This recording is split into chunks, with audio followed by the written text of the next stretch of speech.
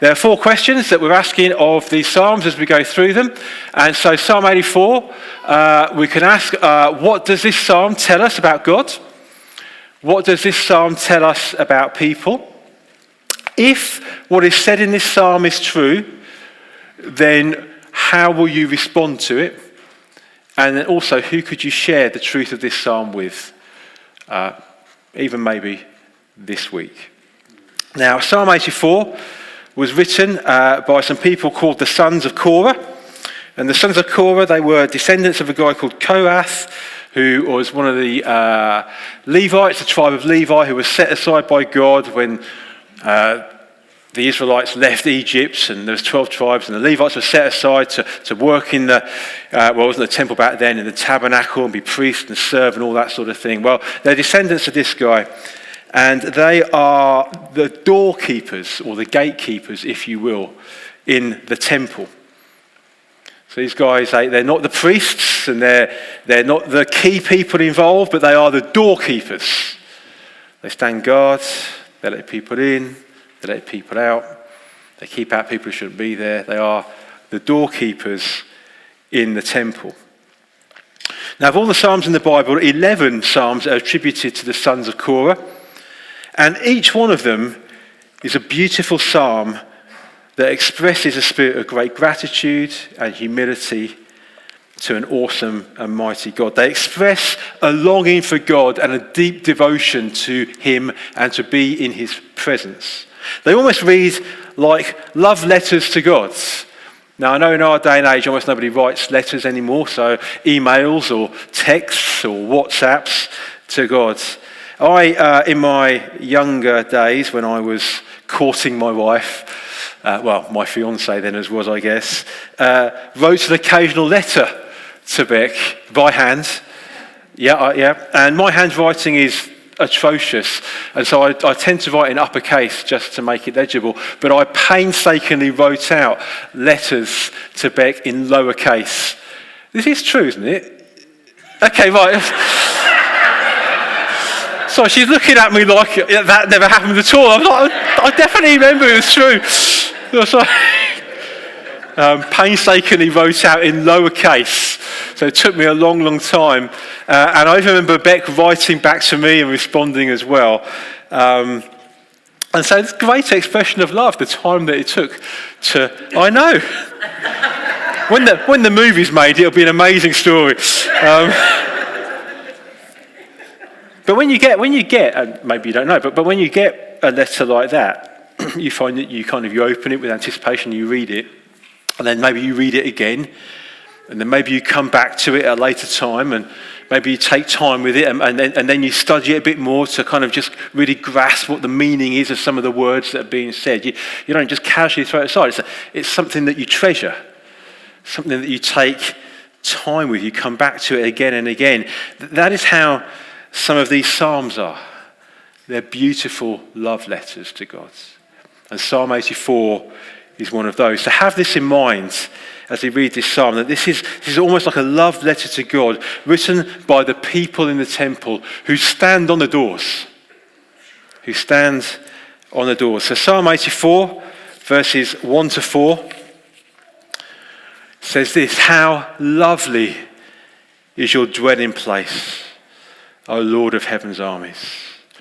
I long, yes, I faint with longing to enter the courts of the Lord. My whole being, body and soul, I will shout joyfully to the living God.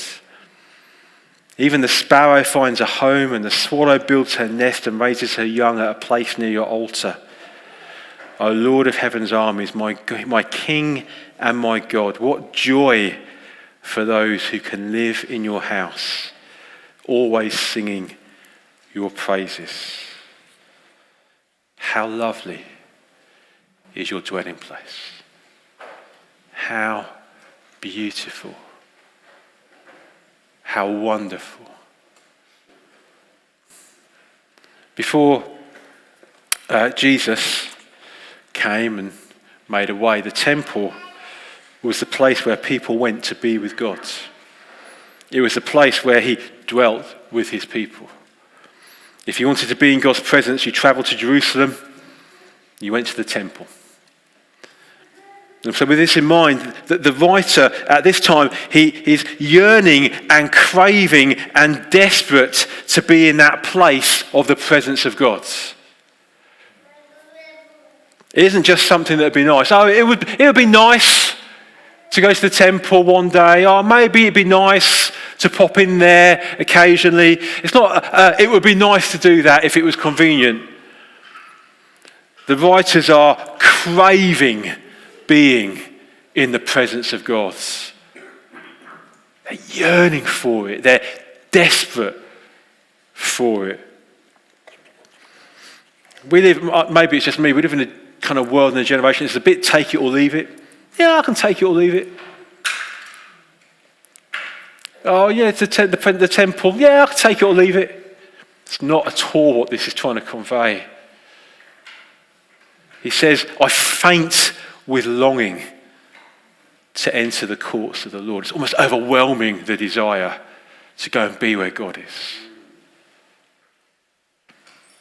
They're craving being in the presence of God. Think how you crave water when you're thirsty, or food when you're hungry, or rest when you're tired, or warmth when you're cold, or coolness when you're hot, or company when you're lonely. It's not something that would be nice to have. You crave it, you long for it. I'm thirsty, I could take or leave a drink. No, I crave a drink. I'm cold. Oh, it'd be nice to be warm. No, I crave warmth. I'm desperate for it. I'm lonely. Oh, it'd be nice to be with somebody maybe. No, I'm craving company. It's a desperate, passionate, inbuilt longing that you almost can't help.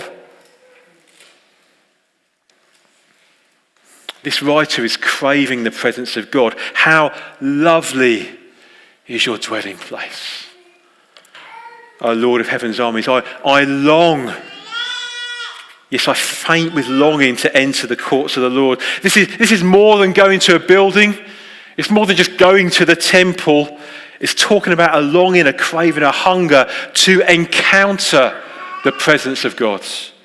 Not just to know about God, but to know him, to be in his presence.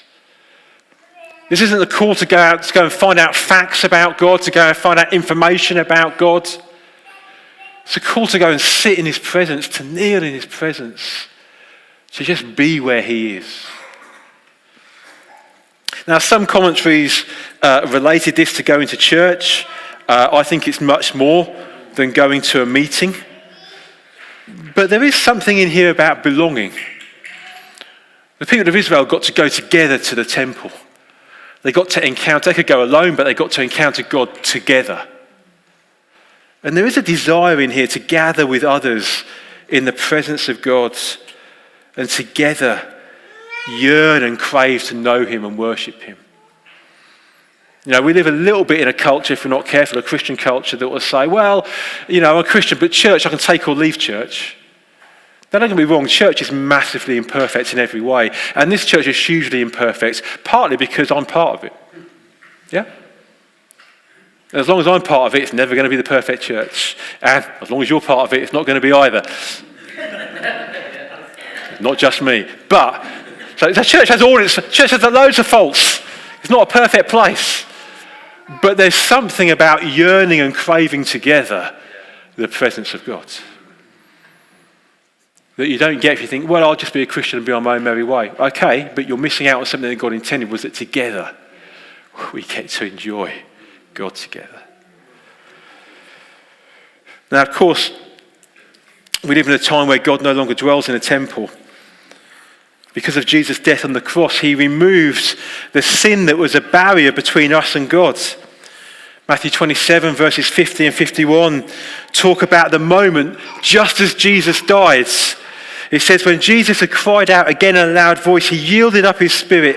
And at that moment, the veil of the temple was torn in two from top to bottom. Okay, so temple logistics 101 is in the temple there was the inner court and there was this huge curtain. And behind the curtain was where God resided. Not really, but that's what it was. That's where God resided. And no one got to go behind the curtain other than like the high priests. And so that curtain represented this barrier between man and God. That you could come close, but you couldn't come all the way. And yet when Jesus died, it tells us that curtain was torn from top to bottom. And that barrier that was there between God and man was removed once and for all in Jesus as he paid for sin. That the way to him was now open in Jesus. That sin was no longer going to be this barrier that kept us at a distance. We're now able to enjoy the presence of God anywhere, anytime, not in a specific location. We don't have to go to the church building. We don't have to go and find a temple in your own home, on the bus, anywhere, anytime. You can know and enjoy the presence of God. He has made a way. Now, we're going to carry on in Psalm 84. I'm going to jump a bunch of verses to verse 10. You can read the verses at your leisure. They talk about the journey then of going to the temple and how it can be hard and it can be difficult, but it's so worthwhile. But remember, we started with how lovely is your dwelling place. And in verse 10, the writer continues. A single day in your courts is better than 1,000 anywhere else. I'd rather be a gatekeeper in the house of my God than live the good life in the homes of the wicked. For the Lord our God is a sun and our shield. He gives us grace and glory. The Lord will withhold no good thing from those who do what is right. O Lord of heaven's armies, what joy it is for those who trust in you. A single day in your courts, O God, is better than 1,000 elsewhere. Tell 3 people around you, better. Okay, now this is not complicated. So, better. Sorry, I caught you off guard. I do apologise. So, he's telling us is one day in the presence of God is better than 1,000 days of all the things that give me the most pleasure in life. That's the claim this is making. That I would rather be the least person in the house of God than have all the things this world has to offer me. That's quite a statement.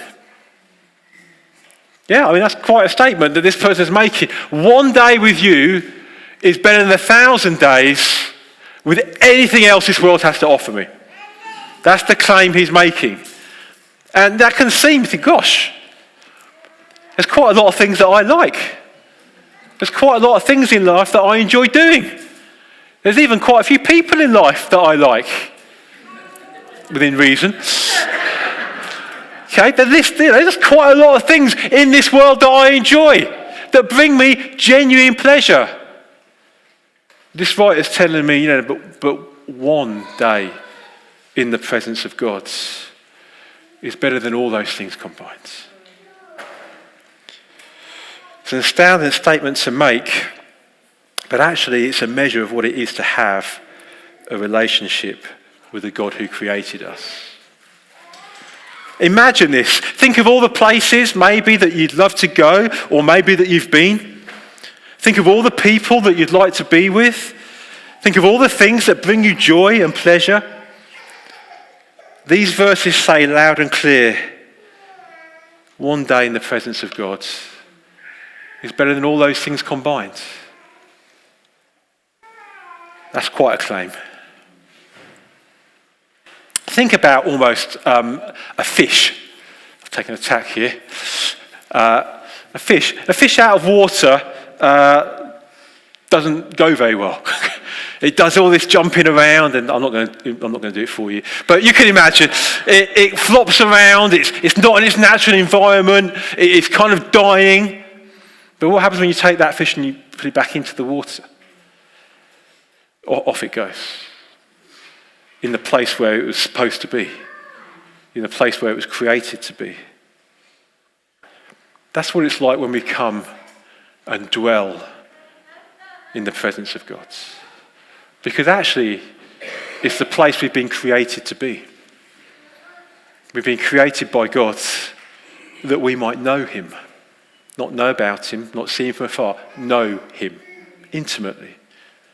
To be a people of his presence. And when we're in that place where we're created to be, nothing and nowhere else can compare. One day in the presence of God is better than 1,000 anywhere elsewhere. It's an important and challenging verse. It's challenging for those who don't know God. You think, well, can God really be that good? Because there's some pretty cool things in this world that I enjoy doing. Can God really be that good? And it's challenging for those of us who do know God. Is my heart in that place? Or have I placed the things of this world ahead of knowing God? The psalmist here is declaring, I would trade all that I have for one day, one moment, one taste of the presence of God. That to know him is better than everything else. I don't know if you've ever had those moments. So we went on holiday last year to Devon, and I think I must have been tired, and we got there late on the Friday, and then on the Saturday, for some reason, we booked the kids in to go surfing in the morning at like 9 o'clock or something. And I was like, oh, why have we done this? Why do I have to get up and go? So we went anyway, and I was full of joy. And the joy was we got to drop the kids with some like people who were trainers and stuff like that, so we could just leave them. And so we walked along the beach to a restaurant, sat down, and had a cup of tea. And like for 2 hours, I just sat in the sunshine by the beach with cups of tea that just kept coming to me with my wife. And I sat there and I just felt the whole, and I thought I could sit here forever. Obviously that wasn't true, but in that moment I felt I could be here all day and that would be just fine. I don't want to be anywhere else. This is, okay? Now, that is a tiny explanation of those moments when you get with God and you're like, I could sit here with you all day. And I know the washing's got to be done and there's this that's got to be done and that's got to be done, but stuff all that, I could just sit here with you all day, quite happily. These verses remind us of the words of the Apostle Paul in Philippians when he lists all the things in his life that could be of value to him, all the things that he could boast about if he wanted to. But then he declares in Philippians 3 verses 7 to 9, I once thought these things were valuable, but now I consider them worthless because of what Christ has done. Yes, everything else is worthless when compared with the infinite value of knowing Christ Jesus, my Lord. For his sake, I've discarded everything else, counting them as garbage, that I could gain Christ and become one with him. Now, to be careful here, because some stuff we talk about laying aside is sin. So it's not sin at all, it's good stuff. Like, you know, there are things in my life that are good stuff that are not sinful, that it's okay to enjoy. But they're not better than Jesus. They're not better than him. And Paul would lay all these things aside to gain him because he is better. He declares boldly and loudly, he'd lay aside all the things that he thought gave him value because knowing Jesus and gaining him is better than everything else in this world. Jesus himself said a similar thing in some of the stories he told. In Matthew 13, verse 44 to 66, he's telling some parables, and Jesus says this, the kingdom of heaven is like a treasure hidden in a field. When a man found it, he hid it again. And then in his joy went and sold all he had and bought the field. Again, the kingdom of God, the kingdom of heaven is like a merchant looking for fine pearls. When he found one of great value, he went away and sold everything he had and bought that pearl. God, in his grace to us through Jesus, has made it so people can know him and know and enjoy his presence. I wonder if, as we go forward in all that Jesus is calling us to as a church, we need to rediscover again a craving and a yearning for the presence of God. I wonder if that's missing from my life. I wonder if that's missing from church. There's been lots of good, so if I think, like, church is really, I think God's doing some good things in us. He's moved us to another building. It's changed our perspective of who we are. We've started something over in Slough. We've got Barnsley going on. Like, there's things happening. God's moving. And yet in the midst of that, I wonder if the missing ingredient might be, but do we crave and yearn the presence of God?